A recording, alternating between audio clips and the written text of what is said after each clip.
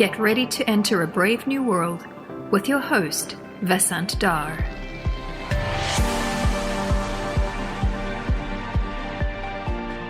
Brave New World is supported by the Center for Data Science, or CDS, at NYU.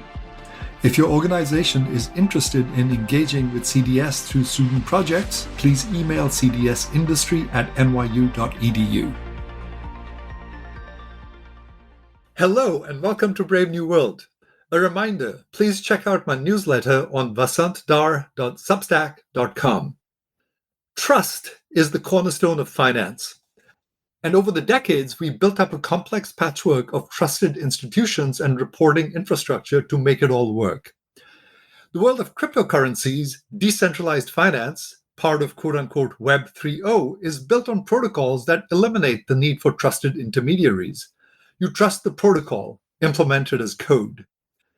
But this libertarian nirvana creates its own set of thorny problems which undermine its stability and hence its trustworthiness. And it encourages money laundering, tax evasion, sex trafficking, and a slew of other bad behaviors, some of which we probably haven't even seen yet. It also creates practical challenges around how to regulate and integrate it with our existing financial system. And last but not least, it raises serious societal questions such as, will it worsen inequality? Joining me today to discuss all this and more is Antoinette Schoar, professor of economics at MIT's Sloan School of Management. Antoinette's been immersed in the space for some time and has some great accessible papers on the world of crypto and DeFi, so check them out. Antoinette, welcome to Brave New World. I am delighted to have you on the show. Thank you for having me. By the way, I love the name. Antoinette has a nice ring to it. My mom would be so pleased if she hears this. So before we get started, just tell us something about yourself to introduce yourself to the listeners who are from all over the world. Yeah. So I'm originally from Germany, despite my weird name, but my father is from Iran, and so my parents thought they should pick neither a German nor a Persian name to not offend either of the grandparents. And so I grew up as a little kid in Germany with a somewhat unusual name, as you pointed out. But I'm also actually talking to you. I'm a huge fan of India, and I've done a lot of work in India on financial inclusion and household finance. And I was literally just before I came on talking to a friend of mine who I've done a lot of work in India with Raj Iyer, who is currently in Pench in a tiger preserve, where I used to go quite a bit when I was still able to come to India. And I very much hope that, hopefully the pandemic will subside and we'll have a chance to go back to seeing tigers in the wild. I think, this is a really beautiful type of animal that needs to be protected. Indeed, and those sanctuaries there are something else as well. Actually, I'm going to India myself day after tomorrow to Kashmir for a family ritual that I attend every year. So I'm looking forward to that. But how did you get involved? Because there's a lot of interesting stuff going on in India in finance and microfinance. How did you get involved in that, and what are you doing? So I beyond doing work on crypto, I do a lot of work on household finance and on entrepreneurial finance and small businesses. And in India, I did a lot of work partnering with financial institutions to think about how to improve access to finance for small and medium-sized businesses, given how important they are in financial inclusion, but also in a way in growth and the transformation of the economy. And so this has been a very exciting part of development. Interesting. Yeah, I mean, India, of course, introduced the Aadhaar card, the Aadhaar platform, more than 10, 12-ish years ago. And that's been quite transformational in terms of inclusion and sort of bringing people into the economic mainstream. How did you end up at MIT and how did you end up sort of in crypto? What was your previous life before the life of crypto? Well, I ended up at MIT, kind of as my first job out of graduate school, and in a way my only job, given that I really like MIT and my colleagues and my department, and our students. It's really been a pleasure being part of that intellectual environment. And, in some sense, I see my interest in crypto as a continuation of my general interest in finance and technology and in household finance, and thinking about novel ways how technology transforms our financial lives. And crypto per se, I should actually give my students a lot of credit for it, because early on in 2014, 2015, I teach entrepreneurial finance and venture capital, private equity at MIT.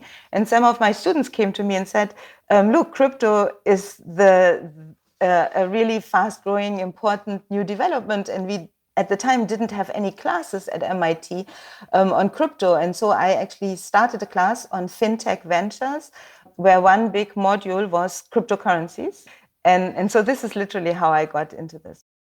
Interesting. Yeah. We learn from our students. We learn so much from our students, don't we? I mean, I teach a class on systematic investing, which I've been teaching for a long time. And there was a huge surge of interest in crypto in around 2014 or so. And then it died, with the crypto crash. And then it sort of, has resurged again. And a lot of my students from last year are trading crypto. And so I sort of get the inside scoop from a lot of them, just how wild west it is. And like you, I was, involved in developing our fintech course along with some of our colleagues. So that was also a great learning experience for me. And, this is sort of a really interesting space. The more I understand it, the more I realize how little I know about it. It's sort of that kind of space. There's so many rabbit holes here. So let's start with, I think a good point of departure here is, my conversation a few months ago with David Yermack, one of my colleagues. And I started the conversation by positioning the US financial system as having gone through lots of sort of trial and error. We've observed things go wrong, as they often do in complex systems.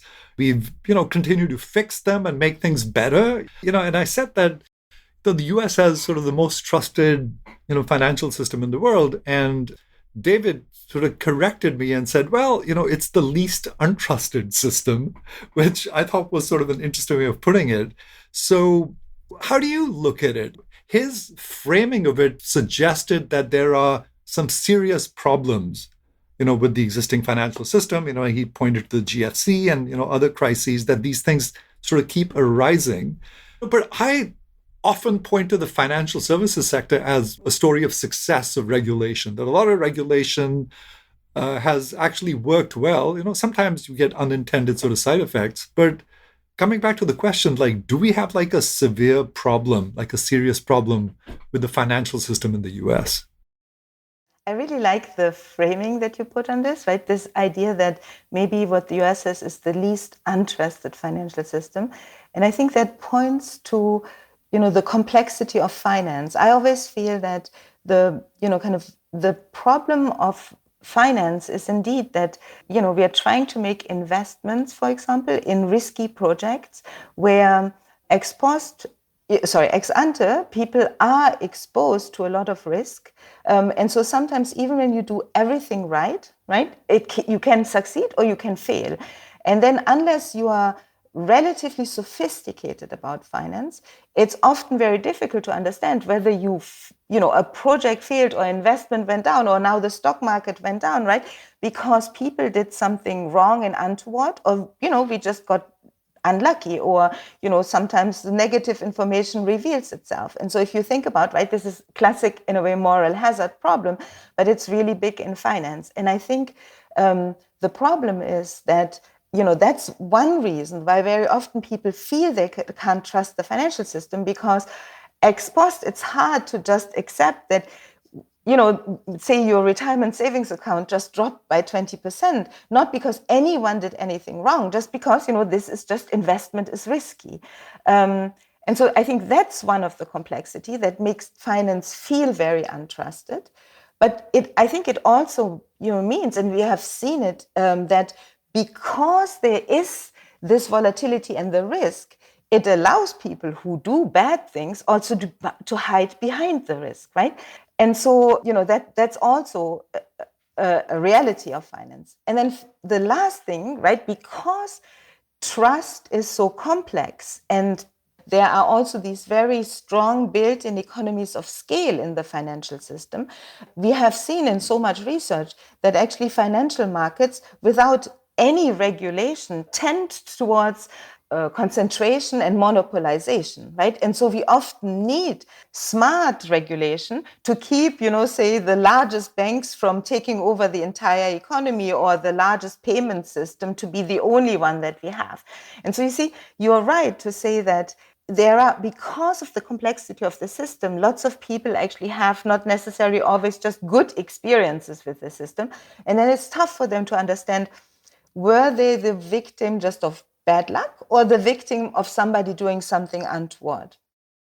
That's a great point. This inherent uncertainty of outcomes in complex systems over which one has no control. Does the world of crypto eliminate all the undesirable outcomes in the current system? In other words, is crypto solving a critical part of our existing financial system that's badly broken?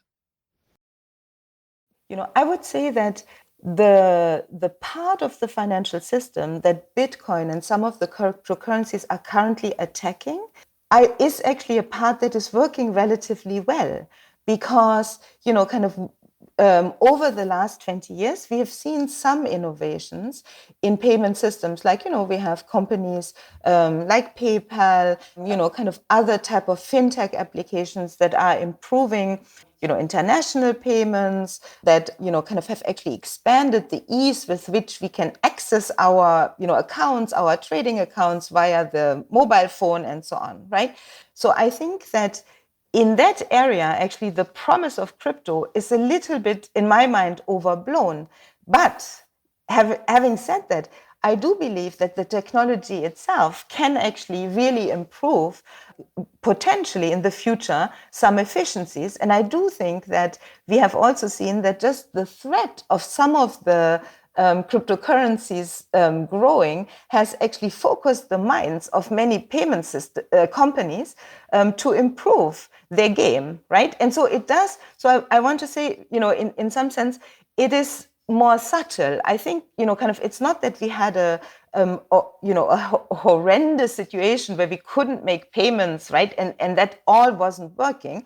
But at the margin, I think good competition is always something that, an end-to-end technological innovation that helps, improve the financial system. Where, I think I'm maybe, more still questioning, what will happen with crypto is some of the innovations that seem to undermine the regulation of the existing financial system, and, for example, undermine anti-money laundering, KYC, and other guardrails in the financial system. So you've said a lot of stuff here, and I'm going to come back to all of this.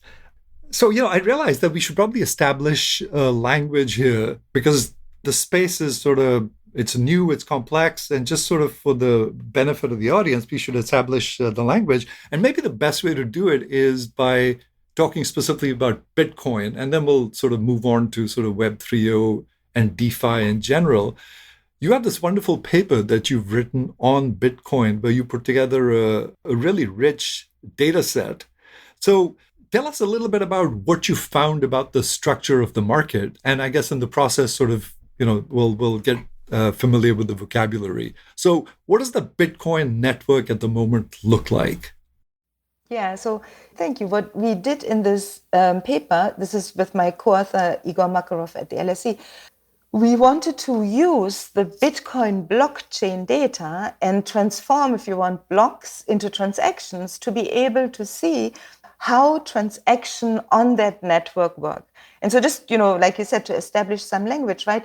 In, say, the Bitcoin universe, what you might traditionally think of financial accounts is often called addresses, and people can set up their addresses themselves on the blockchain by hosting their own wallet.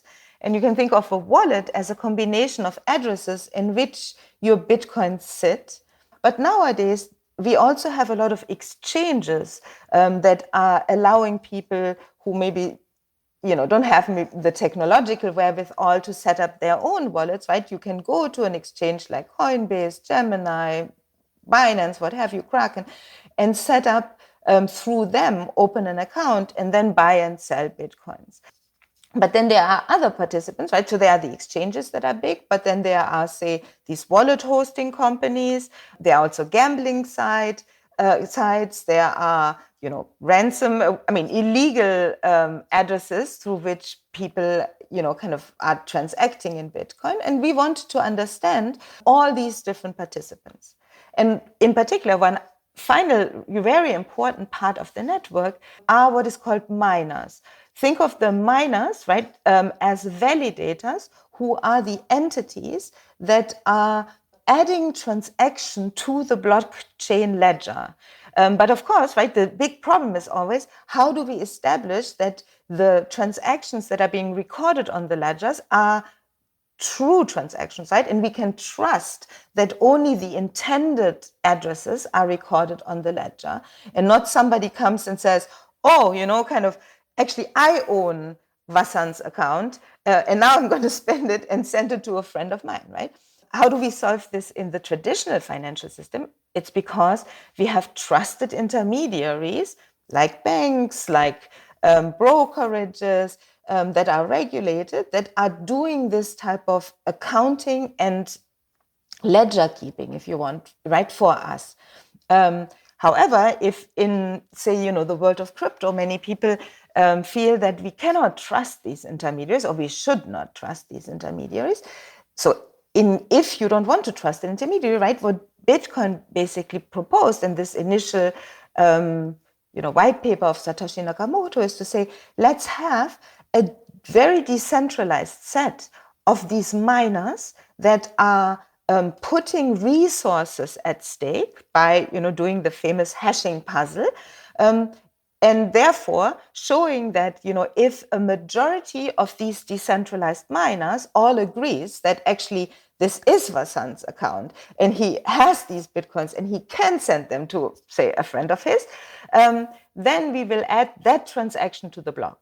And so, if you want, what in the Bitcoin and crypto universe, and this is, of course, what is called the proof of work type of cryptocurrency, right? Because the miners are putting resources at stake. As long as this hashing power is very decentralized and not one colluding fraction or faction of miners, right, can occupy or control the blockchain, then the trust is embedded through this decentralized distribution of mining and hashing capacity. And then, let me finally say, right, if it was the case that 51% of mining power or capacity was in the hand either of one miner or of a colluding set of miners, then you should be worried that they actually then have the power to undermine the integrity of the blockchain. And so, what we wanted to do in this paper that you alluded to is to see how do these big entities and important participants, how do they interact? Again, right, the miners, the exchanges, the participants, whether they are illegal participants or just people, kind of using it for payments. Thanks for that elegant summary, Antoinette. That was really a brilliant paper by Satoshi Nakamoto, or whoever he was, describing an incredibly elegant protocol for distributed record keeping that frees us from the need for trusted institutions. The $64 question is whether it is on balance good for society. But before we get there, what did you find when you analyzed the blockchain data, which you were able to augment quite cleverly with other data such as miners' locations? Which is most interesting considering that there might be significant risks if, say, 90% of the miners are located in a shady location like North Korea. Yeah, you are totally right that the original white paper of Satoshi Nakamoto is really very elegant and it's very innovative, and it's a brilliant idea to say, kind of this idea that we can have distribution of record keeping, right, in a wider set of entities than just, say, a couple of controlling ones. But there's one thing that actually has, now over time turned out to be much more tricky than, say, in imagined in this initial white paper. And this is really this idea of decentralization and distribution, right? A core premise of the Bitcoin innovation is indeed that mining capacity, and with this, the validation capacity, stays very decentralized and distributed. But at the same time, in a way, unfortunately, even within, say, the proof of work environment like Bitcoin, there is a built-in economic incentives for concentration. And we have, and so what we show, and where does it come from? Actually, it comes from the fact that even in proof of work protocols, right, where these, if you want, computers are, racing against each other, there are big economies of scale. And the economies of scale come from, just the efficiency that certain miners have over others. Also the fact that some miners have access to much more subsidized cost of energy than others, right?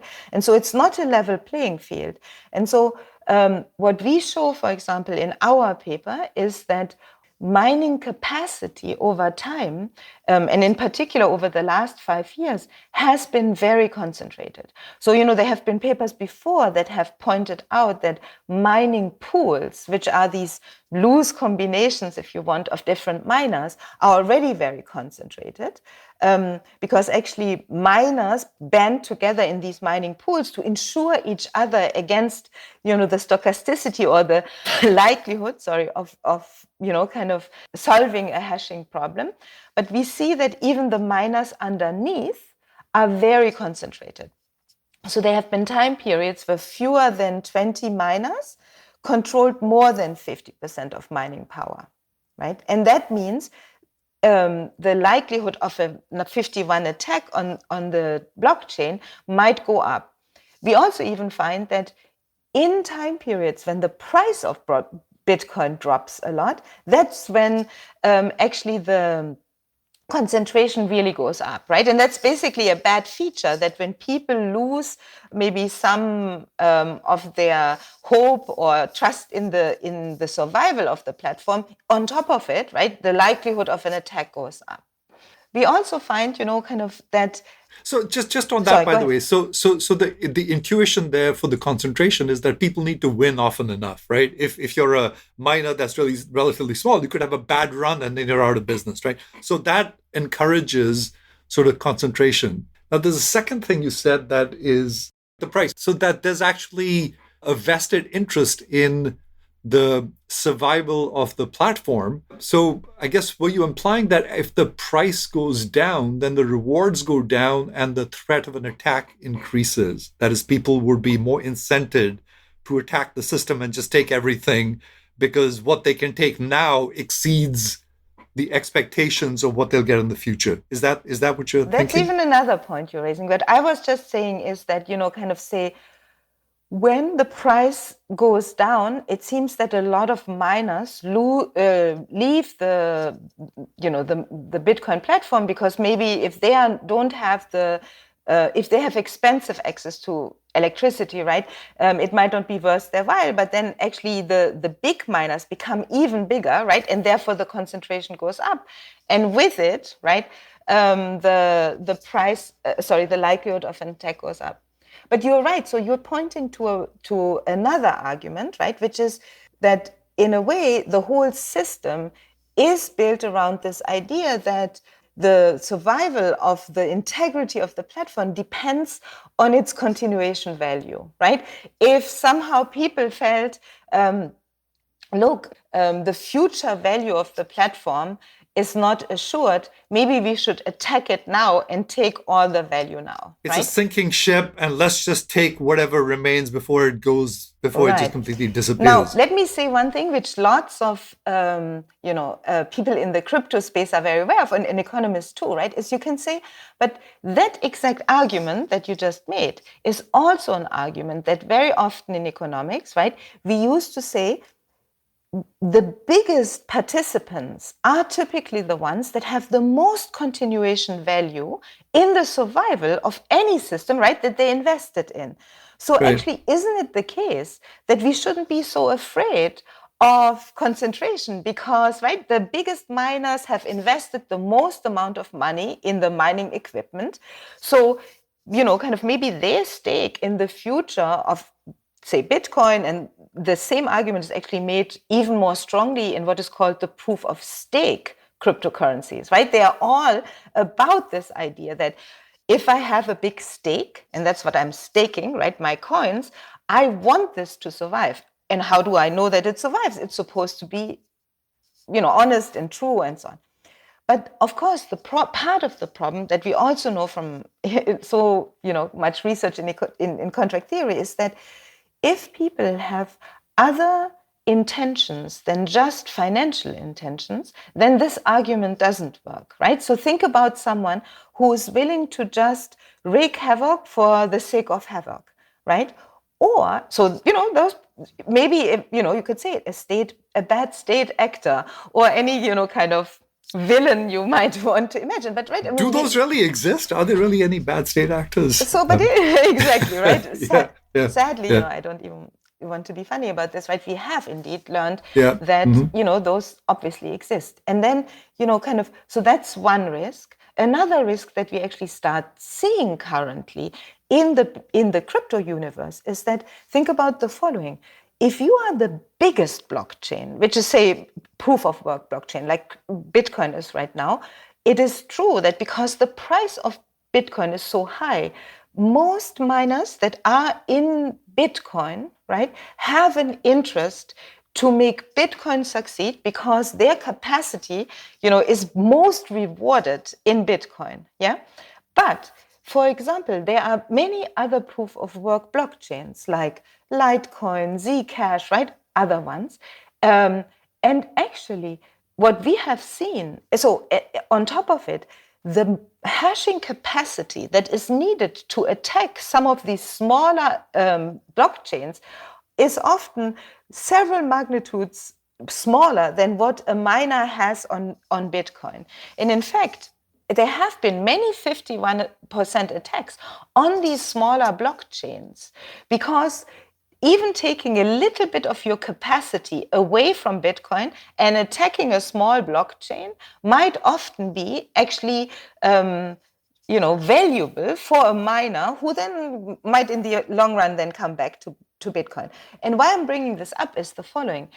Even that interplay between different blockchains means that there is an interest for the dominant miners in the dominant blockchain to undermine, sorry, the stupid pun, right? But to undermine the smaller blockchains, which then actually leads to concentration of the system overall, right? That the already established blockchain is the one that has built in the most survival, and then maybe in the long run can dominate and exert its monopoly power, right? So it's just, again, actually, I wanted to go through this to show you that, or to show, the listeners that many of the issues we have in the traditional financial system, where we worry about economies of scale and network externalities pushing for concentration, absent good regulation, the same is true for this new technological infrastructure. And so we really need to be mindful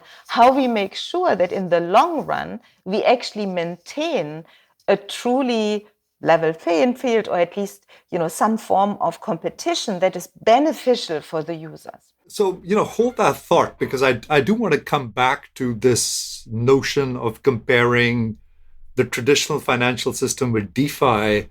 But before we go there, I just want to kind of continue on this Bitcoin thread, because it's of tremendous interest to a lot of people, especially young people who want to know, should I buy Bitcoin? Should I invest in it? Is the dilemma we're facing with Bitcoin a fundamental one about whether its benefits outweigh its downsides, right? I mean, clearly we can see the benefits, and maybe it will sort of stabilize as some sort of store of value for people who are skeptical about governments, about fiat currencies and all of that, right? You always have people like that, and they'll say, well, okay, this makes sense as an alternative to central banks and fiat. At the same time, Bitcoin is not legal tender. And, I was having a discussion with some of my colleagues asking them, why don't regulators say that Bitcoin will never be legal tender, right? So it isn't legal tender, right? But is there any benefit to saying it'll never be legal tender? Because that would be like a strong statement to make. Yet at the same time, I can't see regulators saying, all right, guys, Bitcoin is legal tender for all of the reasons that you point out in your articles, which is the only way that's going to happen is if regulators say, all right, we're just giving up on money laundering. We're giving up on worrying about stability of systems. We just forget about consumer protection. In fact, this reminds me of the Terra Luna sort of fiasco that happened recently. My first question was, why isn't that guy in prison? And the answer is, well, because he didn't break any laws, right? As bizarre as it is, he did not break any laws. That Ponzi scheme was perfectly doable, and shame on people for trusting him, right? Yeah, you don't trust institutions, but you trust some dude who's got this platform and he's convinced you that it's the greatest thing. Shame on you for buying, into that. So when I think about it this way, I'm like, I just can't see this becoming legal tender, right? I don't think so. And I don't think actually our society would be, kind of well served if Bitcoin became legal tender. I would say, I personally have a quite different view, between if we compare Bitcoin, say, to some of the other cryptocurrencies, or even, I feel that we need to differentiate between Bitcoin as a speculation vehicle and, say, some of the smart contract and basically distributed ledger applications that we are seeing, in the crypto space. Those actually do not have to go hand in hand, right? And one thing that's really important to point out is, if you think about the Bitcoin blockchain, it doesn't allow for any, say, smart contract applications. The only thing really it kind of allows for is for the transfer of Bitcoins from one address to another. But even that is it does it in a very expensive way, right? In a resource expensive way. It is slow by definition. It's at least 10 minutes, right, before a block gets encoded. And, it is actually not easily scalable. And so, in some sense, Bitcoin by itself doesn't solve any problems in our society that we didn't solve before, to be honest.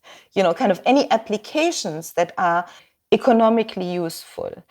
And, I want to really differentiate, because some of the more modern blockchains, even if you take, say, Ethereum and then, Solana, Cardano, and so on, I wouldn't say the same thing about them, because the fact that you can embed smart contracts in these blockchains, and smart contracts are these, say, strings of code that allow you to execute certain transactions, or certain interactions between people that, might actually be more sophisticated, or allow more sophisticated interaction between counterparties.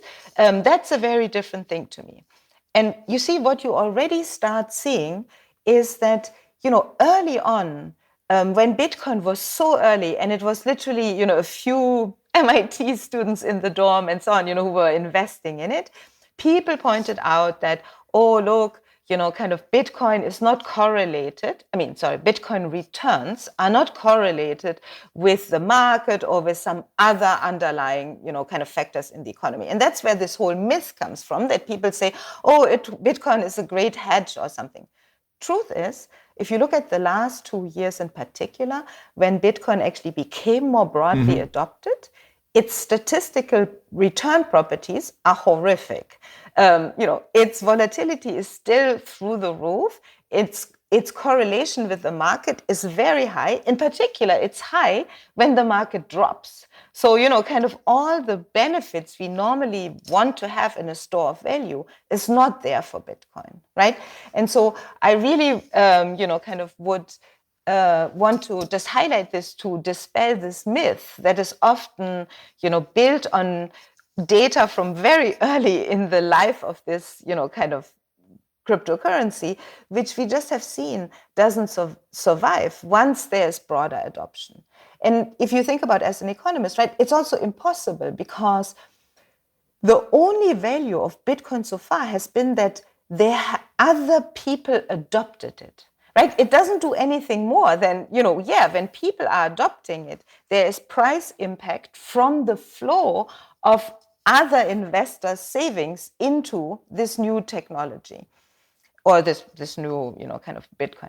But what we, for example, point out in our paper actually is that when you look at the underlying concentration of ownership of who owns Bitcoin, it's not that, it's all the small savers are having a small stake in Bitcoin, and so we all jointly benefit when the price of Bitcoin goes up. No, actually what we see is that quite different from the narrative, right, of Bitcoin, actually, the concentration of ownership is very high. In fact, we find that, say, the largest 10,000 addresses in the Bitcoin universe own something like 26% of all the wealth. And to give you kind of a sense. That's like what, like 200-300 billion? Like, is that sort of roughly the depends magnitude on which ones you look at. But actually, right. it's even a little bit more. But if you want a benchmark, right? Think about the U.S. economy, and we have fretted so much over the last decade how concentrated and unequal the wealth distribution in the U.S. has become, right? But in the U.S. If you look at all the financial wealth, including housing and everything, the 0.1% of the US, population owns something like 16% of wealth in the economy. So this is based on data by, Zayas and Sukman, who have done a lot of work around this. In Bitcoin, we do, a similar calculation. We see that the 0.01% of owners hold something like 26%. So you see, this is a 10-fold higher concentration or inequality than even, the US wealth distribution. So in some sense, it's just important to understand that it indeed, in the end, right, Bitcoin is just replicating what we anyway have seen in many other financial systems as well, that yes, the people who already have a lot of wealth and who have good access to the financial system are again the ones, right, who are dominating also this infrastructure. So where's this all going? Like, what do you expect regulators to do about Bitcoin? We are in this gray area where I feel it's allowed to live as a form of, kind of a speculative vehicle, right, that has providing a lot of skewness, if you want, to some investors, and, kind of has, in a way, been allowed to actually grow and expand, even though, kind of its governance properties are absolutely not well established, right? We, kind of our paper, for example, was one of the first one to give you a way even of testing, number one, how concentrated, say, the miners are, but even where the miners are physically located, right? Because again, right, as, say, any country, you don't want a major piece of the financial infrastructure, especially the savings infrastructure, to be based on, say, mining capacity that sits in countries that are hostile to the US or hostile to the West, right? And, kind of, we have, seen that some of the capacity sits in Kazakhstan, in Iran, in China. Now, a lot of it has moved to Indonesia. Some of it has moved to the US, right? But, kind of, those are all places that might have, a lot of interest in destabilizing US or Western savers, right? And so why I'm saying this is that I believe that we should really be aware of the fact that currently we are allowing savers to engage in this type of gambling, if you want, without proper oversight. And of course, you can say, as, I'm also a Chicago graduate and, kind of PhD from the University of Chicago. I feel if we keep it to the realm where people are understanding that this is not really investing, this is kind of gambling that you can do, fine, we might be willing to allow, some of this to happen. But I do believe that for the more significant savings that people have, in particular retirement savings, 401k and so on, we should very strictly regulate the access of institutional money to this. In fact, I would be against allowing it. So I was very alarmed when I saw that Fidelity just announced that, they would allow people to put their 401k money into Bitcoin. That seems, very foolhardy. And I don't think that is in the interest either of American savers nor the US financial system and its integrity. To put a bit more context to it, if you look even, there are now white papers coming up even from industry that show, if you look at the recent crash in the Bitcoin price, who was particularly affected by it is actually minorities, and in particular African Americans.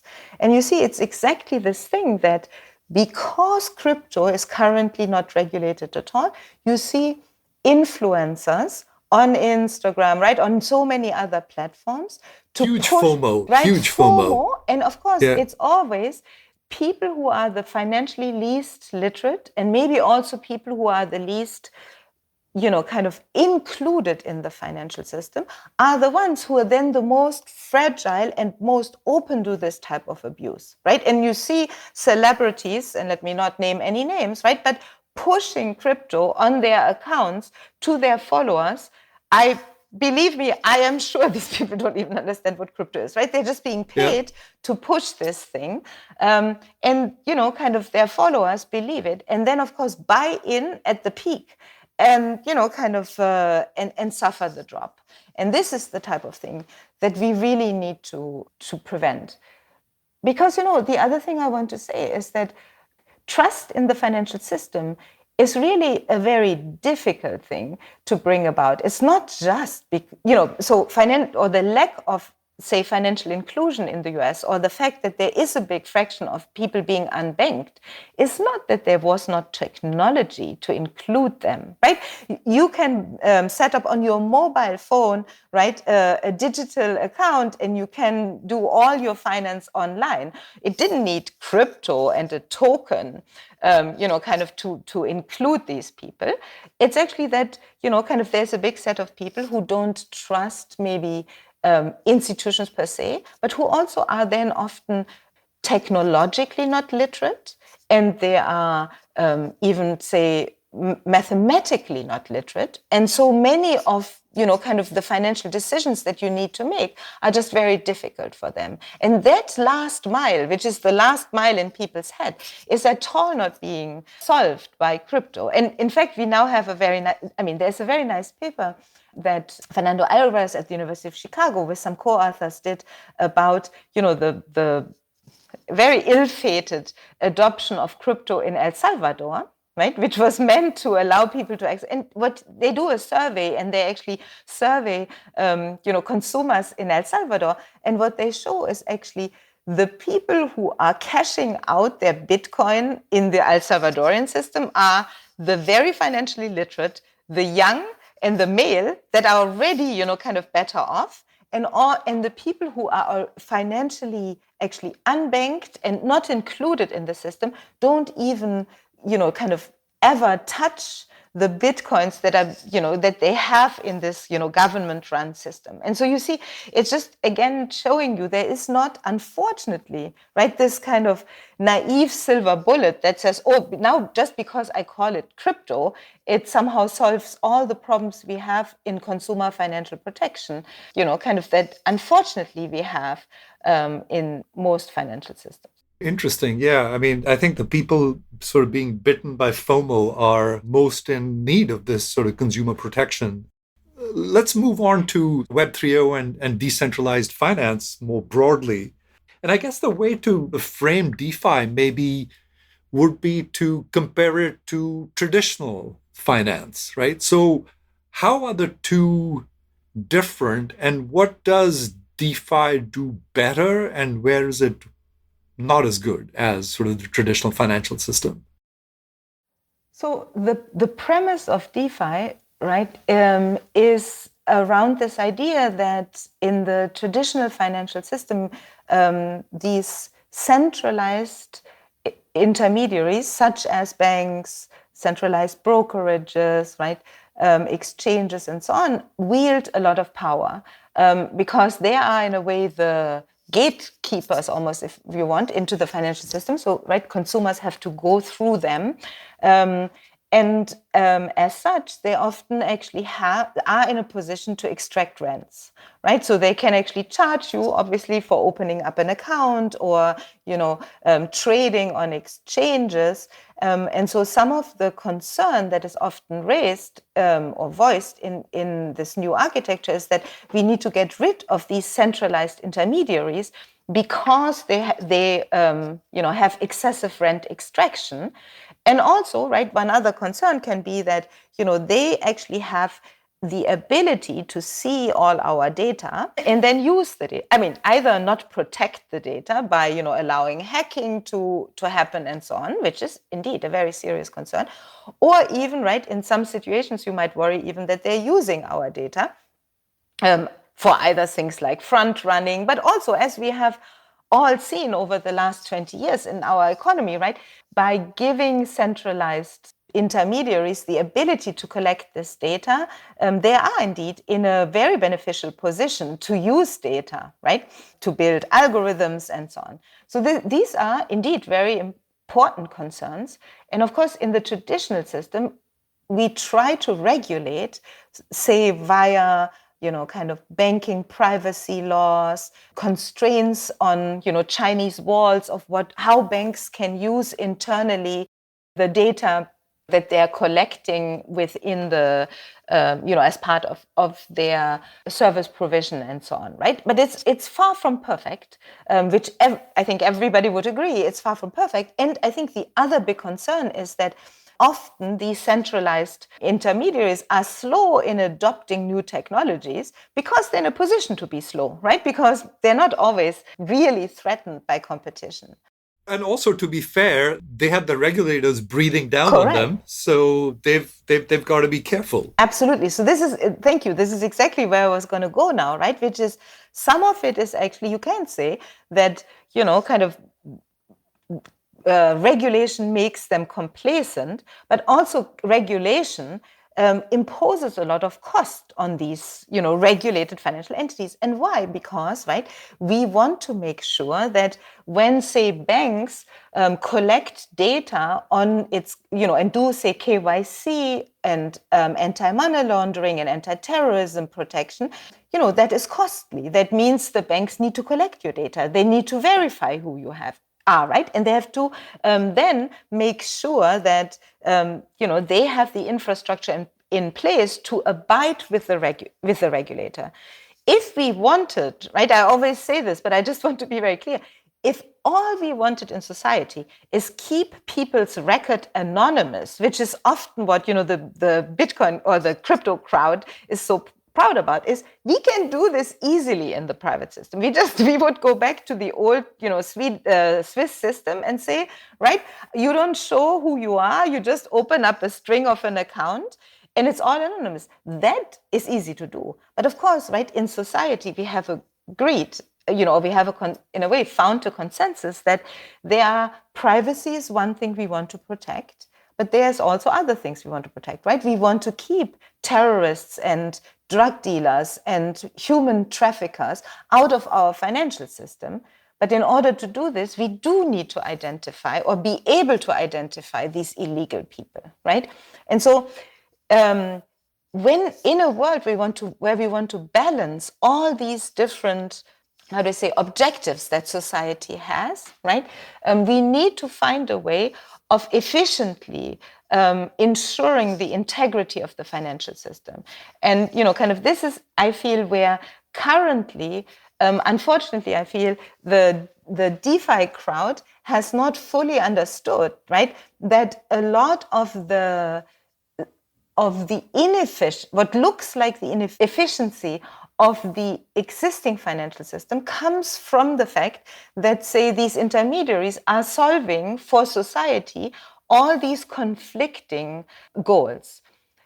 Right now, DeFi is not solving any of these other goals. And so, kind of if we allowed one part of the financial system to kind of not protect, say, KYC, anti-money laundering, and so on, of course, right, it gives them a huge advantage because it in a way saves them from having to build the infrastructure to build these capabilities of identification. And of course, right, which has been pointed out a lot, it gives them an opportunity to tax evade on a massive scale. And that, right, is a huge subsidy.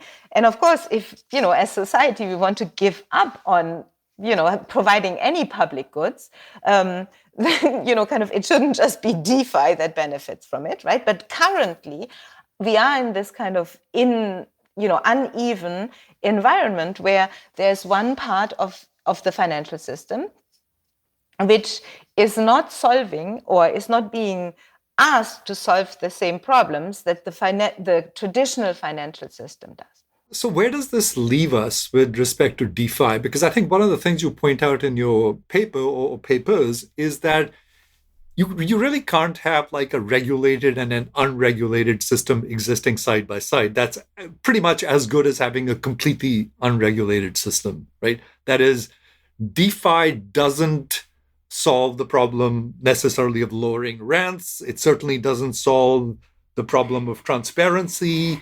It certainly doesn't give us sort of the confidence of stability, right? So it doesn't seem to solve any of the problems of the traditional system better. Tell me if I'm wrong. Like, what does it do that's better than the traditional financial system?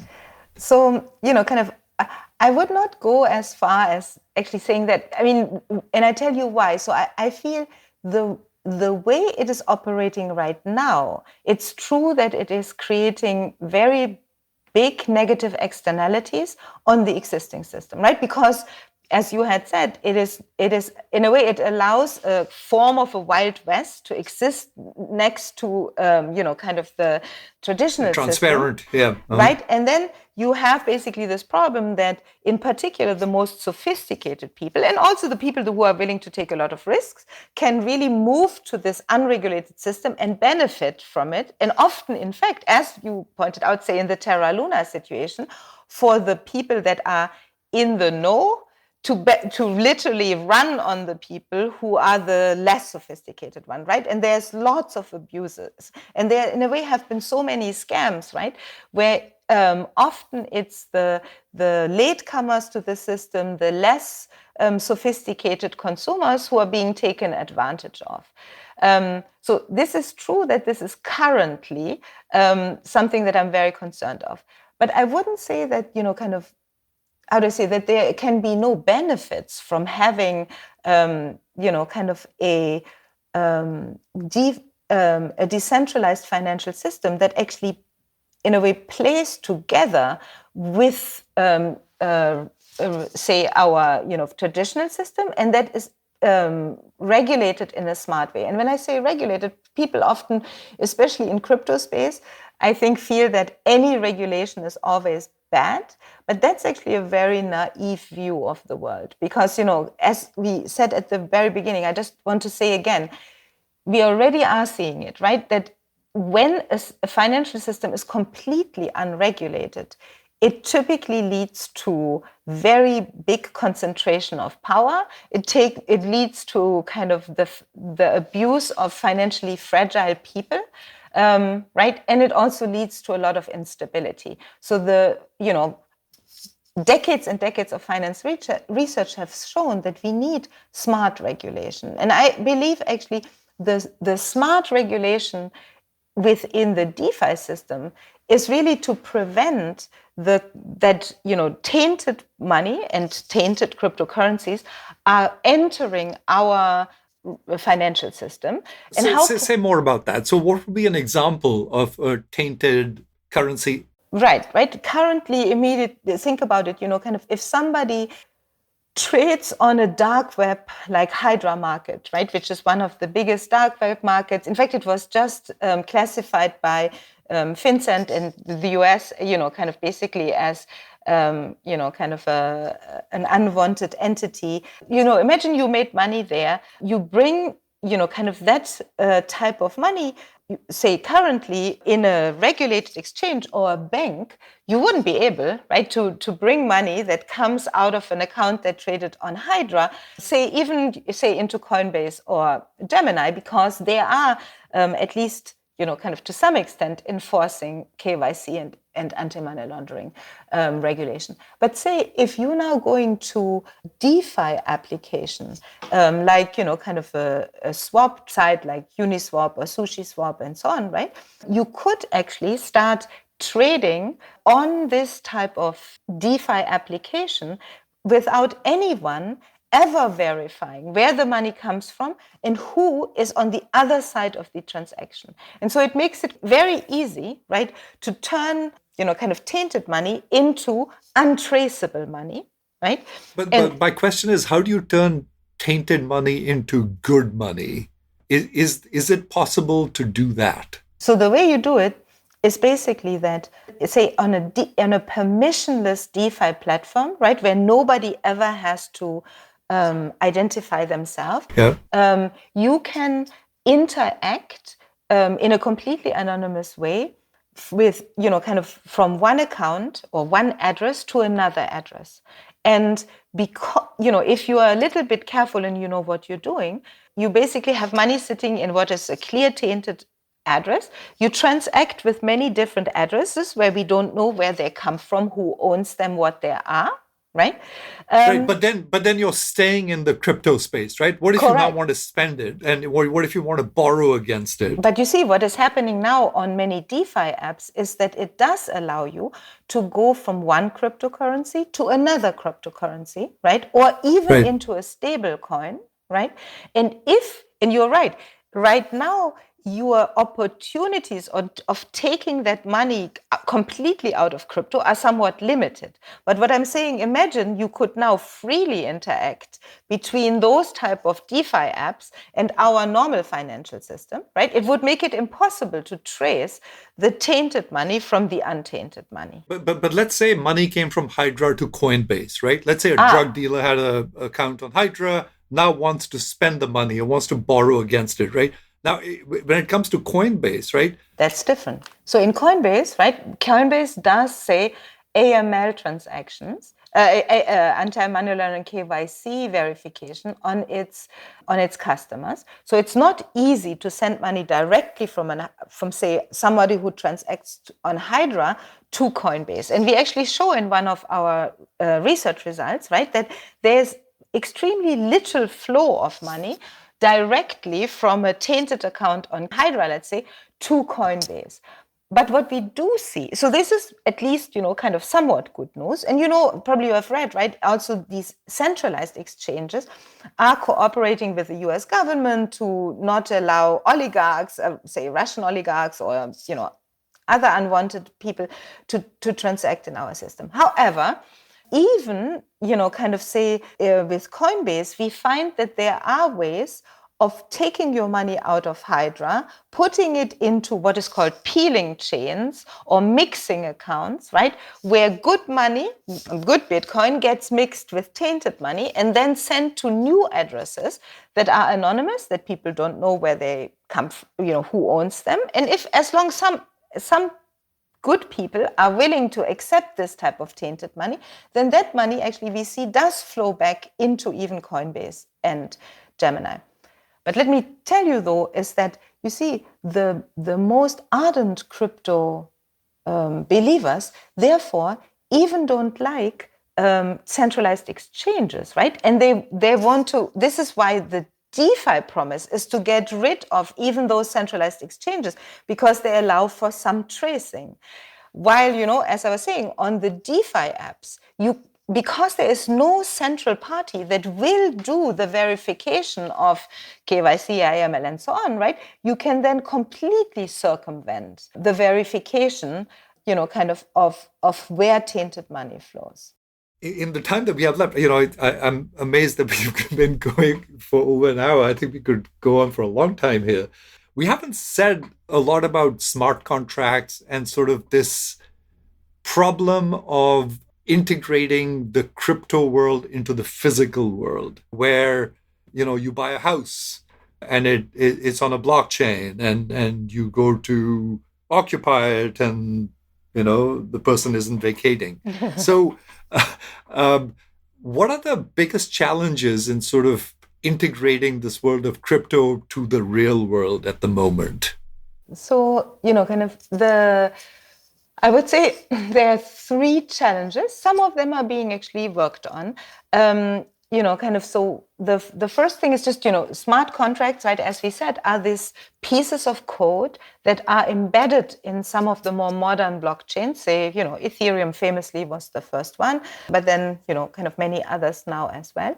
And what that allows you to do is not just to transfer, say, money from one address to another, but actually to literally write a state contingent contract, right? In a way, write a contract that says, and I should say that these type of smart contracts then allow developers and the crypto community to build these type of DeFi apps, right, which are typically built around these smart contracts. So, for example, say swap contracts, where I'm swapping one type of cryptocurrency against another, right, or where I'm, like you said, borrowing, say, in what people call flash loans sometimes, but, also other collateralized loans where, you might give your Bitcoins to take a loan against your Bitcoin to get a loan in Ethereum, and then you're trading, say, on something in Ethereum, right? And many other applications. So, the one challenge with the smart contracts, however, is it's a challenge, but it's also a feature of these contracts, right? Is once the contract is embedded on the blockchain, it will execute no matter what, right? So, for example, you and I might say that, you will trade me your Ethereum for Bitcoin when the price of Bitcoin reaches a certain number or a certain level. But imagine you figure out in the meantime somehow that the address I gave you where my Ethereum sit is actually a fake address. And, in fact, there's nothing there. I just had, some smart way of hiding it from you. You didn't catch it when we wrote the contract, right? But now the contract might be written in a way that as soon as the price of Bitcoin reaches a certain level, right, your money will be sent to me.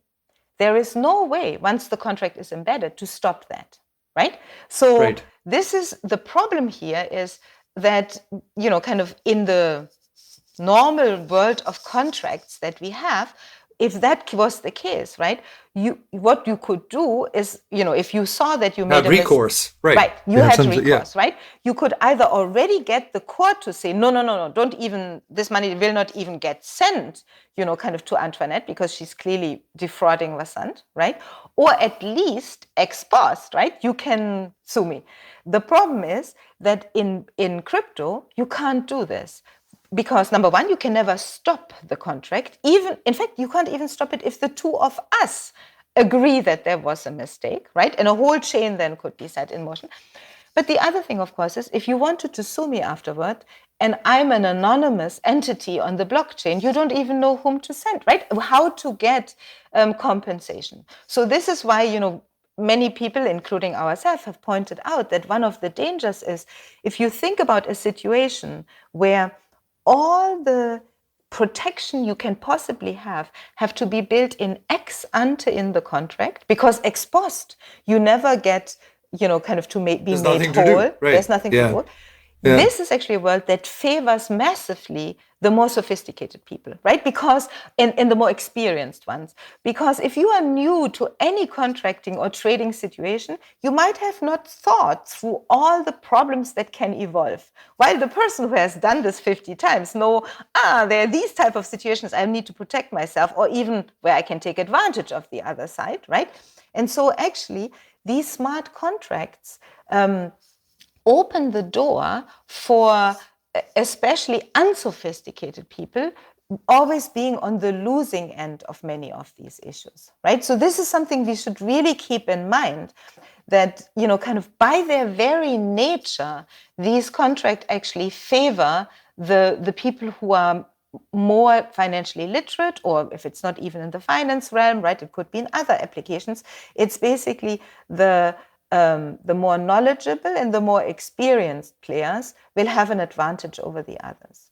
And, kind of as we have also now seen in many situations, crypto participants and enthusiasts say, oh, but look, everything is on the blockchain. So it is completely transparent. If you just spend enough time, you can see everything that's going on. But think about, you brought up Terra Luna, right? Terra Luna, it's true, everything was on the blockchain. But many people didn't understand that ultimately it was a Ponzi scheme, right? In fact, there are some, Harvard finance professors who were actually writing white papers about Terra Luna and how good it is. And even, if we give people the benefit of the doubt, do not seem to have understood that ultimately this was a Ponzi scheme, right? Of course, there are some people who pointed out, kind of say like the founder of Galois hedge fund and so on, that, that this is very dangerous. And actually we pointed out in our Brookings paper, right, that you did, yeah, I noticed that. Right? In fact, you mentioned that there would be potential runs on these stable that coins. There would be runs on these stable coins, right? But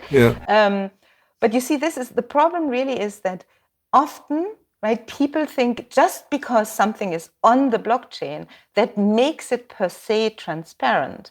But it only really makes it transparent for the most knowledgeable and sophisticated. And even there might be limits on on all the interactions and complexity people can understand. But for the people who are the less sophisticated in this realm, right, it really opens up. I think it opens them up to a lot of abuse. So does this require some changes to the legal system, where you have a system that sort of functions on the assumption of like complete contracts, everything is specified up front, versus our world? So this is, Oliver Hart, for example, got the Nobel Prize for this, right? But and what they also always point out is that, kind of, if we need, it is intrinsically extremely difficult and often very, very inefficient to have to make contract complete ex ante, right? Because the world is an extremely complex space. And we are often much better off to say, look, we both agree that there are vagaries that you and I really cannot imagine right now. And it's just too complicated and costly for us to now negotiate them all. Let's agree that there are some states of the world where you and I will have to then ex post negotiate. And we know we have access to a legal system that will determine who of the two of us is right? But if we don't have that, that actually is extremely inefficient. And unfortunately, at least the way that currently these permissionless blockchains are set up, we have no way to find recourse and benefit from our existing legal system. And so this is why, kind of in at least our proposals in how one could bring these, kind of blockchain applications and DeFi applications into our existing regulatory framework is that we think that one of the important infrastructure investments we need to then make is to make sure that people cannot just fully anonymously enter and interact on this blockchain. And so we basically we believe that the, kind of say in at least what Igor and I have worked on is that validators, right, which are the equivalent of miners in the proof of stake environment, can actually help us verify that the transaction parties to a financial transaction have the wherewithal and are, kind of operating in the white economy. Now, what we are proposing is not that the validators themselves would go and do KYC enforcement on every participant, because they are not set up to do this. And maybe we don't even want this, but we should actually build an infrastructure where in my mind, it would be private sector interacting with financial regulators to create tokenized IDs for, kind of the US, participants in the US financial system, so all the consumers in our system, that would allow us, kind of to verify our tax status, who we are, maybe even the status of our financial sophistication.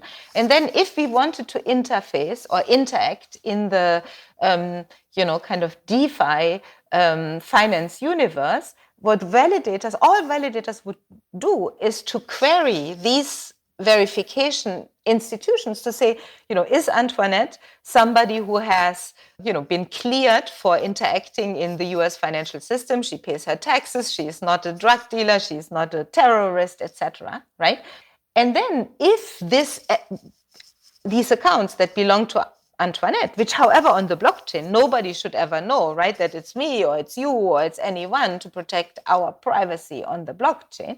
If I was to start engaging in transactions that look illegal or untoward, then there is some recourse to me.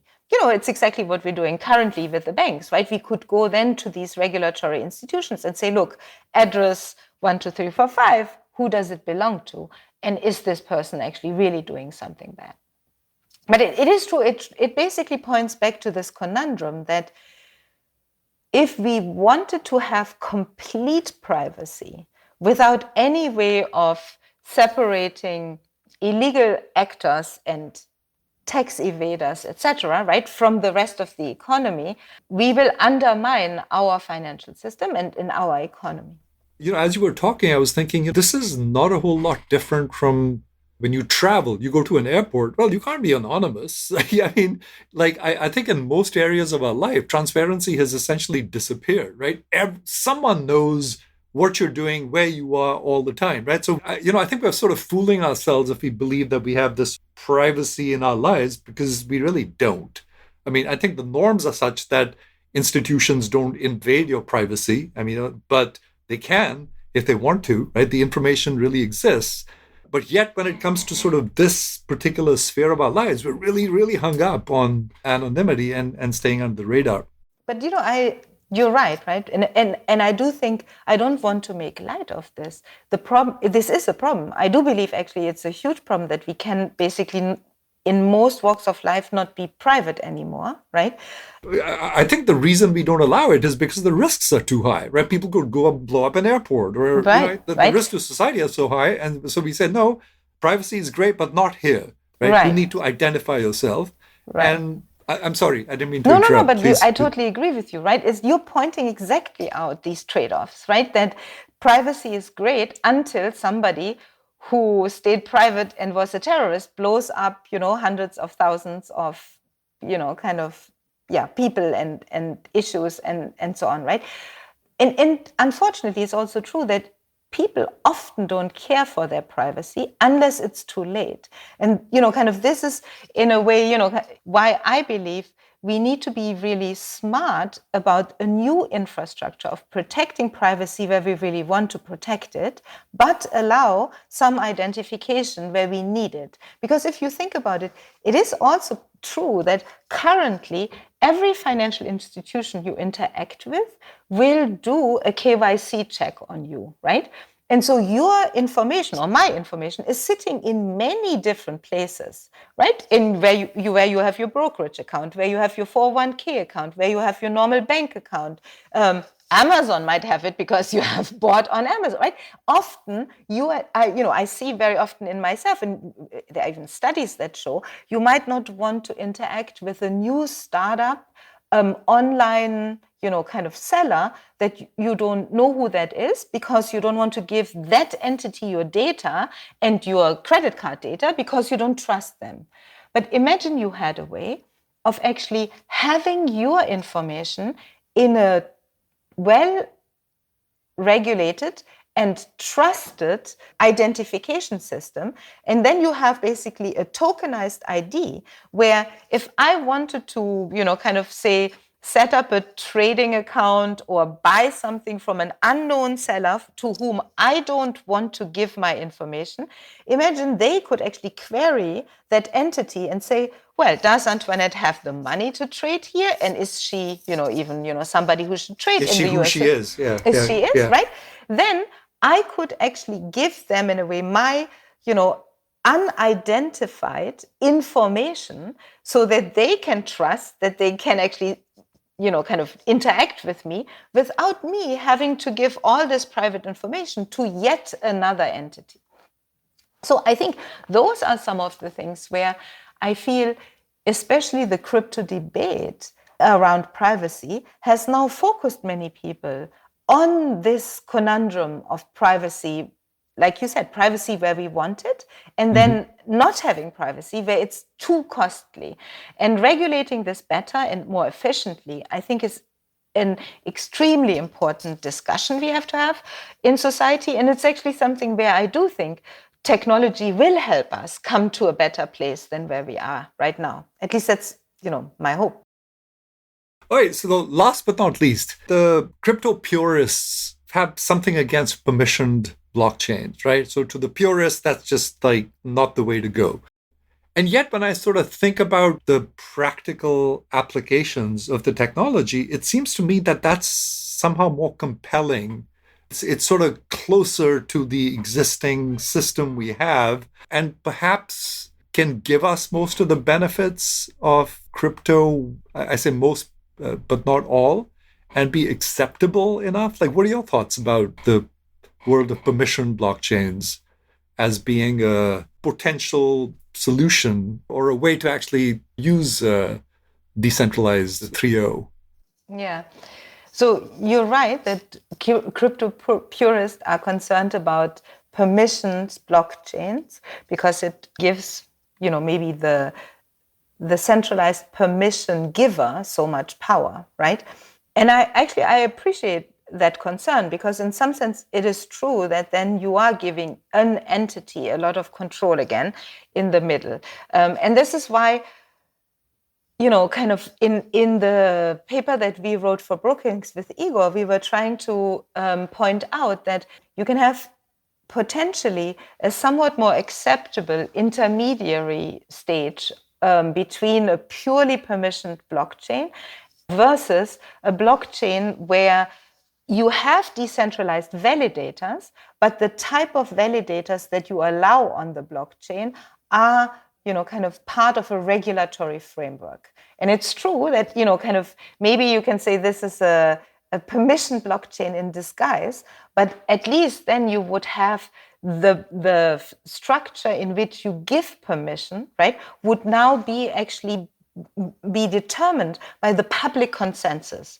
Because you see, for me, the issue here is that, kind of quote unquote, the crypto enthusiasts believe that, kind of in order to, if you think about it, right, to be setting up a fully permissionless blockchain that functions completely outside the realm of our regular economic system is also actually against democratic principles, right? Because it's basically saying I should be allowed to determine outside of what society wants to do, how I value privacy over all other societal goals, right?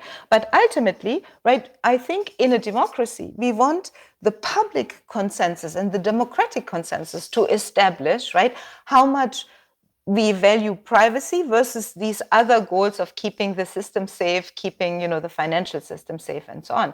And so this is why we think, having a system where you have validators, you have a blockchain where the validators actually are abiding or collaborating within a regulated system, is maybe the most acceptable way of dealing with these challenges. That's really well put, that the pure permissionless blockchains is really at odds with a liberal democracy and what it means to be a citizen and work towards things that we agree on consensually as being, good for society. So what advice do you have for young people in this space, right? Whenever I meet anyone typically under 30 and they know that I have, in finance and trading, the first question I always get is, so what do you think about crypto? And I usually answer that with, well, tell me what you think. And that leads to all kinds of interesting things like, do you believe in it and stuff like that. But what's your advice to young people who want to learn more about the space, think about investing sensibly as opposed to gambling? How should they think about this? So one thing, right? Remember, I'm a finance professor. Maybe I would say learn more finance. No, the thing is, I think what I would tell young people is two things. One is that the technology, I think they should really understand that the technology is separate from just the gambling and the trading in it. And that actually, when you buy and sell Bitcoin, you're not really owning a stake in the technology. I often see this, on many, in chat forums, and when people talk to me, it's almost like, oh no, but I have a toehold in this technology, and that's why I buy Bitcoin. And that's like, no, you don't. You don't. If you say that, you don't even understand what equity is, right? So you're not having actually a toehold in the technology. That doesn't come for free, actually. And so I think that, I would encourage people very much so to invest in understanding the technology and getting involved in understanding even, some of the new applications that are being built in learning computer science, which is in cryptography, which, is a huge growth area, and great careers can be made. And I also would encourage people to invest in learning, big data technology and, those applications. I feel people should really understand that currently when they're investing in things like Bitcoin and some of the other cryptocurrency tokens, they are indeed gambling. And they should only invest in this, whatever they can stand to lose in a gamble. Otherwise, it is not really in their future interest. And I think, this is something that I feel is I understand FOMO, and I understand that it's nice if you get lucky in life and you invested early on in Bitcoin and had huge return, and now you're sitting on a lot of money. There are as many people actually who are lost money in it, and especially recently obviously lost money in it, because as we said at the beginning, right, currently especially Bitcoin has no economic function itself. And I think the thing, I will sound like an old lady, but the thing that I think is really important to understand is if you look in the US, it's human capital that had the highest return over the last, 3 decades. And yes, you can sometimes become very lucky with the, financial investment you made. But in the long run, really investing in human capital is where people make the most return and where we have seen the biggest upward mobility. And so especially young people, I would encourage, don't think that somehow gambling on Bitcoin will be your future, but investing in understanding, and learning, technological skills is really something where returns are. Well put. Fortunately, I don't think we have to worry about our students because they end up making a lot more money than we do. Correct. As soon as they graduate. So they're in a good space. I was sort of looking into the whole tools providers. Who's providing the tools to build smart contracts? And you sort of stumbled into Infura and Alchemy and all these people, but you realize, well, that action is over. You have to, wait till they go public. It's been a pleasure, Antoinette. So great to have you on the show, and thanks for sharing your insights and your time. It's been a really interesting conversation. Likewise. Thank you very much for having me.